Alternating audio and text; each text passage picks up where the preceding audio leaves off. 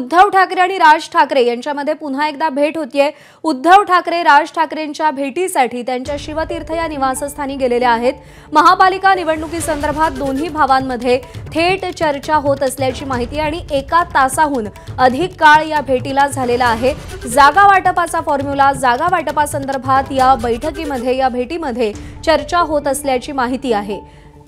ज्या जागांवरती मराठी मतदारांचं प्राबल्य आहे अशा ठिकाणी जागा वाटप कसं करायचं या संदर्भात चर्चा होत असल्याची माहिती आहे। पण त्यासोबतच ज्यावेळी 2017 मध्ये ठाकरेंचे 84 नगरसेवक निवडून आलेले होते त्यावेळी त्यापैकी जे काही नगरसेवक आता ठाकरेंची साथ सोडून इतर पक्षांमध्ये गेलेले आहेत त्या जागांवरती मनसे दावा करू शकते आणि या सगळ्यामध्ये जागा वाटप कसं करायचं, कोणाच्या वाट्याला किती जागा द्यायच्या या संदर्भात या दोन्ही भावांमध्ये चर्चा सुरू असल्याची माहिती आहे।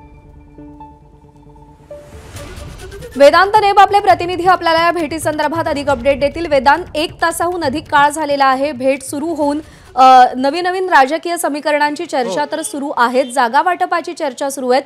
कोणते 3 प्रमुख महत्त्वाचे मुद्दे या भेटीमध्ये केंद्रस्थानी आहेत, महत्त्वाचे आहेत?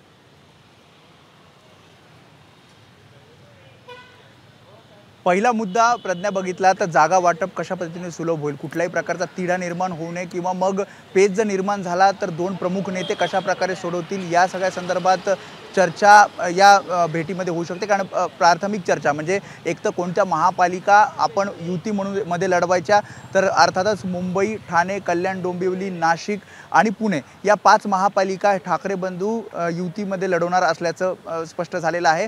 दुसरं म्हणजे जर आता या युतीमध्ये पुढे जायचं तर प्रामुख्याने मुंबई महापालिका निवडणुकीकडे दोन्ही बंधूंचं लक्ष आहे आणि त्यासाठीच नेमकं समीकरण काय असणार, तर साधारणपणे 60 ते 70 जागा हे ठाकरेंची शिवसेना ही मनसेला देण्याची तयारी त्यांनी दर्शवलेली आहे। त्यामुळे जागा वाटप कशा प्रकारे सुलभ पद्धतीने होईल आणि किती लवकर होईल, कारण आपण बघतोय की निवडणुका कधीही जाहीर होऊ शकतात आणि त्या दृष्टिकोनातून दोन्ही पक्ष हे तयारीला लागले आहेत आणि पदाधिकारी नेत्यांना त्यांनी तशा प्रकारच्या सूचना दिल्या आहेत की आपण युतीमध्ये लढणार आहोत। म्हणजे अधिकृतरित्या जरी युती जाहीर झाली नसली तरी पण दोन्ही पक्षांच्या नेत्यांनी प्रमुखांनी पदाधिकाऱ्यांना आणि नेत्यांना तयारीला लागण्याचं तसं सूचना केलेल्या आहेत।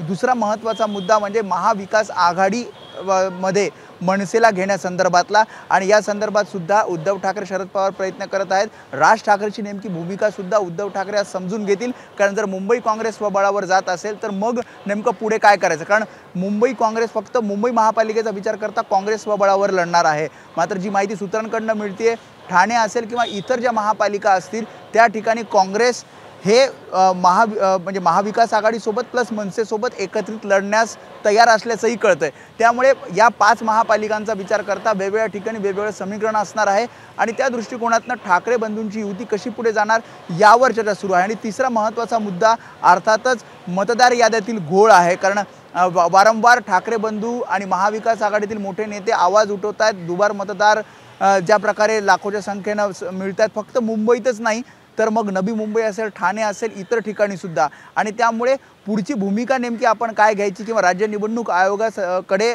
कशा प्रकारे आता तक्रार घेऊन जायचं, कारण याआधी तक्रार घेऊन गेले मात्र काही उपयोग फारसा झाला नाही आणि त्यामुळेच आता या दुबार मतदारांचं नेमकं काय करायचं किंवा राज्य निवडणूक आयोगाकडे काही ॲक्शन प्लॅन आहे का, या सगळ्या मुद्द्यांवर आज ही चर्चा सुरू असल्याचं कळतंय। आणि पुढची रणनीती, पुढचे मुद्दे, महापालिका निवडणुकीचा सुरू होणारा प्रचार या सगळ्या संदर्भात आजच्या या बैठकीत चर्चा होऊन काही निर्णय अपेक्षित आहेत। प्रज्ञा, वेदांत, आपण कालच बातमी दाखवली होती की मुंबईतले काही वॉर्ड्स असे आहेत जिथे बेरजेचं राजकारण, आपण सातत्यानं हा शब्द प्रयोग करतोय, जिथे मनसेच्या मतांची टक्केवारी खूप जास्त आहे, मनसेची मतं खूप जास्त तिकडे मॅटर करतात। तर या सगळ्या समीकरणांचा विचार केला तर काँग्रेस काहीशी सकारात्मक पावलं टाकू शकते का राज ठाकरेंना सोबत घेण्याच्या बाबतीत?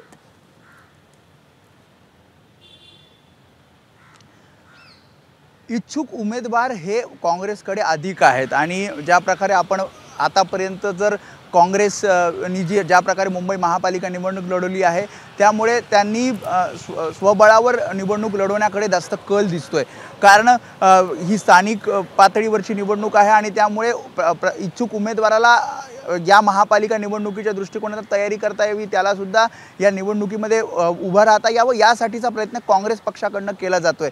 आणि विशेष म्हणजे जर मनसेसोबत काँग्रेस आली तर एक जो प्रश्न वारंवार उपस्थित काँग्रेसचे नेते करतायत की वैचारिक मतभेद हे निर्माण होणार आहेत, कारण काँग्रेसचे विचार आणि मनसेचे विचार हे कुठेही जुळत नाही आहेत। त्यामुळे कुठल्या मुद्द्यावर आपण एकत्रित यायचं हा सवाल काही काँग्रेसचे, खास करून मुंबई काँग्रेसचे नेते विचारताना आपल्याला पाहायला मिळतात।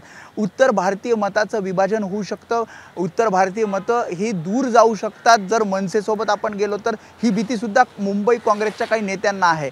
आणि त्यामुळे या सगळ्याचा विचार मुंबई काँग्रेस करतंय, तर दुसरीकडे आपण एकत्रित यावं, एकत्रित निवडणूक लढवावी आणि महायुतीसमोर एक आव्हान उभं करावं यासाठीचा प्रयत्न ठाकरेंची शिवसेना, त्यासोबत त्यांचे पक्षप्रमुख उद्धव ठाकरे आणि राष्ट्रवादी काँग्रेस शरदचंद्र पवार पक्षाचे अध्यक्ष शरद पवार हे करताना पाहायला मिळतात।